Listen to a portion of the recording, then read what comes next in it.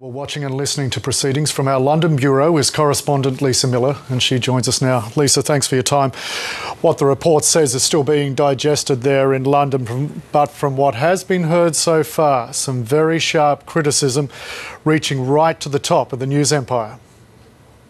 That's true, Scott, but we're also getting a real sense of just how split the committee was. So this line that Rupert Murdoch isn't fit for stewardship of an international company has been disputed by other people in the committee, including Conservative member Louise Mensch, who has said that it's a great shame that she's concerned the committee's report will actually end up not having the credibility it should have because of all the disagreements. We had word that there was furious arguments behind the scenes over whether the criticisms of Rupert and James Murdoch would end up in the report. Certainly it is there, but those criticisms are not being backed by some members. What you do have for certain is a united front against Les Hinton, Colin Myler and Tom Crone, the former lawyer, the former editor of the News of the World, and Les Hinton, Rupert Murdoch's right-hand man for 50 years. Certainly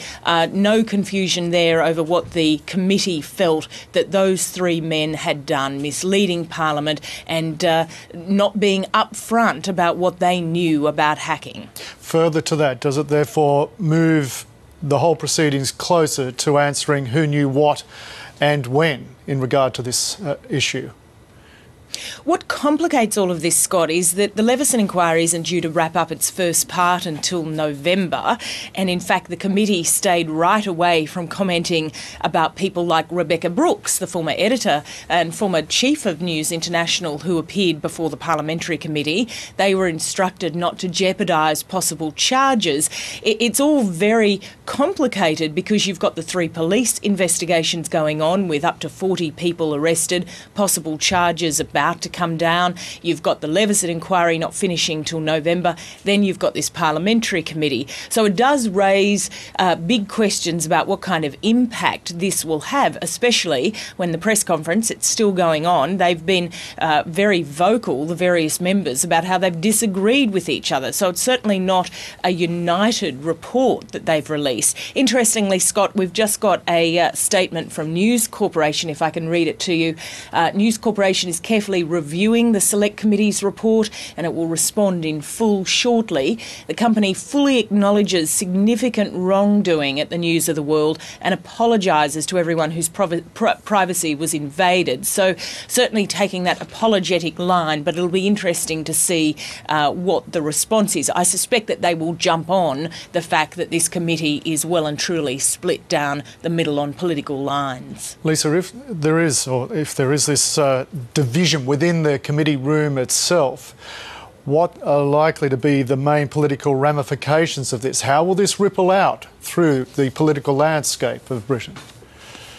Well, at the moment, David Cameron is the one who is feeling the heat the greatest over his connections with Jeremy Hunt, his culture secretary, and over the connections with Sky B and News International when it was trying to make that bid. That's taking the political attention at the moment. Whether this committee can go any further with these allegations of misleading the committee from these three men that they name, I suspect the biggest bombshell will come when we actually see charges laid and court cases beginning. That is when this is really going to hit home. If it needs to even hit home more than it has, I suspect that's going to be a very telling moment when those first charges are laid.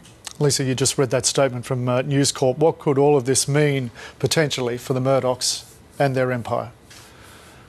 Well, in the first instance, it raises questions about what the regulator here, Ofcom, will do, because it has said that it will look at this report and take it into consideration as far as the Murdochs' part ownership of Sky B. And you'll recall that the Murdochs, News International, was trying to make a bid for full ownership of Sky B when it had to give away that attempt last year as the phone hacking scandal completely imploded.